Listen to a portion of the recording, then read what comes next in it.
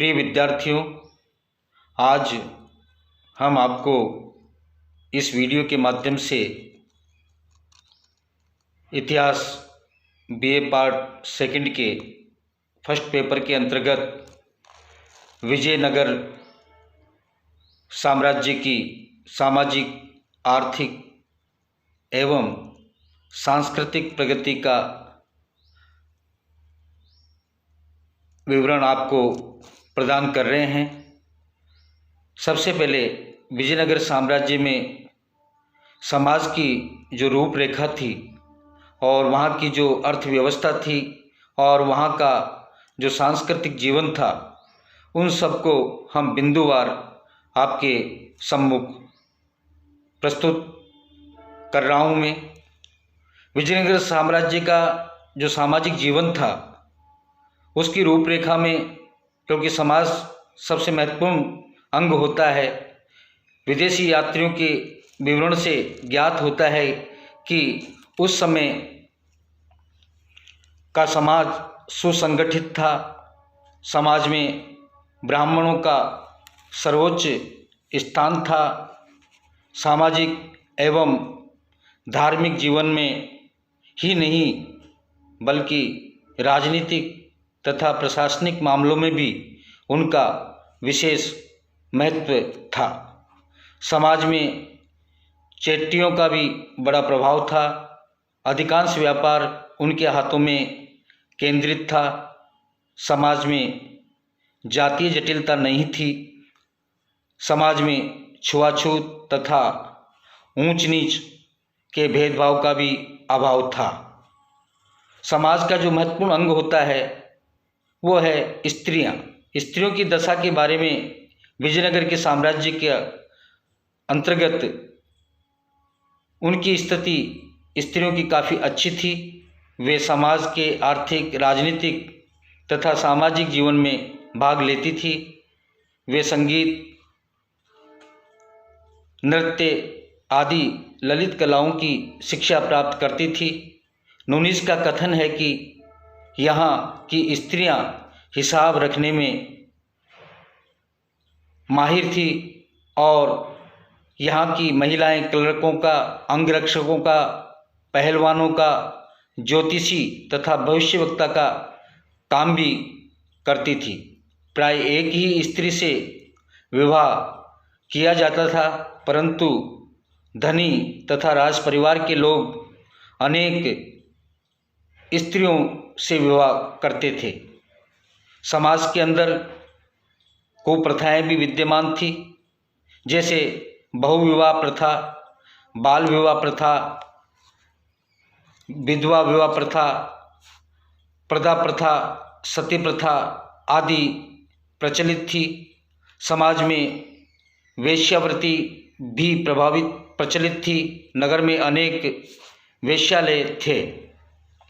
भोजन और वेशभूषा, ब्राह्मण मांस का सेवन नहीं करते थे, परंतु अन्य जातियों के लोग मांसाहारी थे।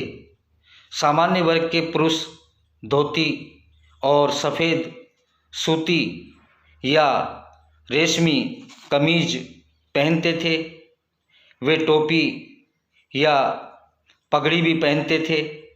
सामान्य वर्ग की स्त्रियां साड़ी और चोली धारण करती थी। स्त्री और पुरुष दोनों ही आभूषण पहनने के शौकीन थे। मनोरंजन के साधनों की जब चर्चा करते हैं तो विजयनगर साम्राज्य के समाज में पशु युद्ध, द्वंद्व युद्ध, नाटक, संगीत, नृत्य आदि मनोरंजन के प्रमुख साधन थे। शतरंज एवं पासा खेलना भी लोकप्रिय था। दास प्रथा भी विजयनगर साम्राज्य में प्रचलित थी। दास दासियों का क्रय विक्रय प्रचलित था। इसके साथ साथ वहाँ पर यज्ञ और बलिदानों का भी उल्लेख वहाँ के समाज में प्राप्त होता है। यज्ञों में पशुओं का बलिदान भी प्रचलित था। महत्वपूर्ण त्योहारों पर बकरों और भैंसों की बलि चढ़ाई जाती थी। समाज की इस रूपरेखा के साथ ही विजयनगर साम्राज्य की आर्थिक जीवन की चर्चा में वहाँ विजयनगर साम्राज्य की जो समृद्धि थी उसका उल्लेख सबसे प्रमुख रूप से आता है। विजयनगर राज्य एक संपन्न एवं समृद्ध राज्य था। अब्दुल रज्जाक ने लिखा है कि राजा के कोष गृह में अनेक गड्ढे खुदे हुए हैं जिनमें पिघला हुआ सोना भर दिया गया है, जिनकी ठोस शिलाएं बन गई है। और इसी प्रकार से पेइज ने, जो एक विदेशी यात्री था, उसने अपने वृत्तांत में लिखा है कि राजा के पास भारी कोष, अनेक हाथी तथा सैनिक हैं। यहाँ व्यापार अधिक होता है और हीरे आदि बहुमूल्य पत्थर प्रचुर मात्रा में उपलब्ध है। संसार में ये सबसे संपन्न नगर है और यहाँ चावल, गेहूँ आदि अनाज के भंडार भी हैं। कृषि, विजयनगर राज्य में कृषि उन्नत अवस्था में थी। विजयनगर के शासकों ने कृषि को प्रोत्साहन दिया और सिंचाई की उत्तम व्यवस्था की। तालाबों, बांधों, नहरों आदि से खेतों की सिंचाई की जाती थी। यहाँ गेहूँ, जौ, मटर, दाल, चना आदि का खूब उत्पादन होता था। उद्योग धंधे, विजयनगर राज्य में उद्योग धंधे भी उन्नत अवस्था में थे। वस्त्र उद्योग, धातु उद्योग तथा इत्र उद्योग महत्वपूर्ण उद्योग थे। व्यापार, विजयनगर साम्राज्य में जब व्यापार की हम चर्चा करते हैं आर्थिक जीवन के अंतर्गत, तो व्यापार भी उन्नत अवस्था में था। आंतरिक तथा वैदेशिक दोनों प्रकार का व्यापार उत्तम अवस्था में था। विजयनगर का विदेशी व्यापार मलाया, बर्मा, चीन, अरब, ईरान, अफ्रीका, अबिसीनिया, पुर्तगाल आदि देशों में होता था। वस्त्र, चावल, लोहा, सोरा, शक्कर, मसाले आदि विदेशों को भेजे जाते थे तथा घोड़े, हाथी, मोती, तांबा, कोयला, पारा, रेशम, मखमल आदि विदेशों से मंगाए जाते थे। सामुद्रिक व्यापार जहाज़ों से द्वारा किया जाता था। अब आता है विजयनगर राज्य का सांस्कृतिक जीवन। साहित्य के क्षेत्र में विजयनगर राज्य में पर्याप्त उन्नति हुई। विजयनगर राज्य के शासकों ने विद्वानों, कवियों, साहित्यकारों को प्रोत्साहन एवं संरक्षण दिया। इन विद्वानों ने संस्कृत, तेलुगु और तमिल भाषा में उत्कृष्ट और उच्च कोटि के ग्रंथ लिखे। सायण तथा माधव विद्यारण्य संस्कृत के प्रकांड विद्वान थे तथा वेदों के प्रख्यात भाष्यकार थे। कृष्ण देव राय स्वयं एक उच्च कोटि का विद्वान था।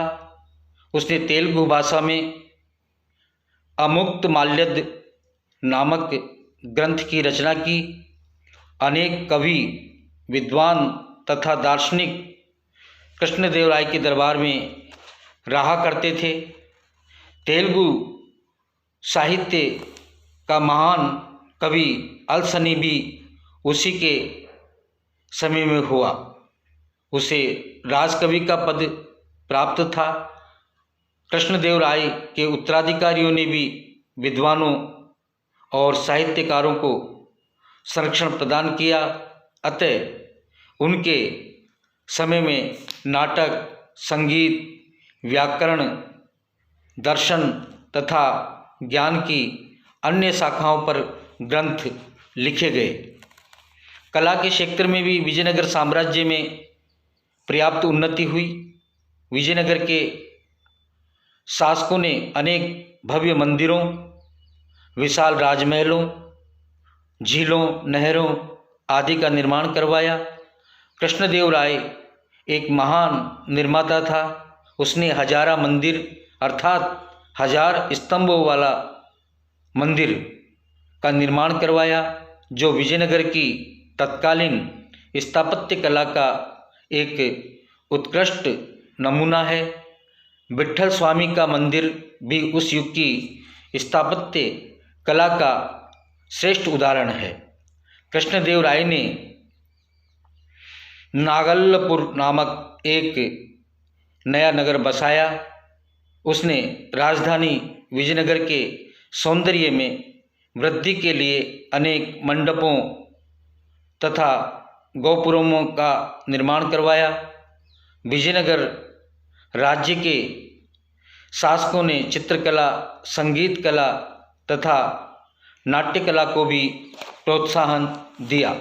इस प्रकार से हम विजयनगर साम्राज्य के सामाजिक, आर्थिक, साहित्य और कला में जिस प्रकार से उन्नति हुई, प्रगति हुई, उसकी चर्चा हमने आपको इस वीडियो के माध्यम से बताई है।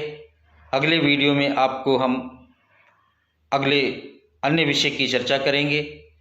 धन्यवाद।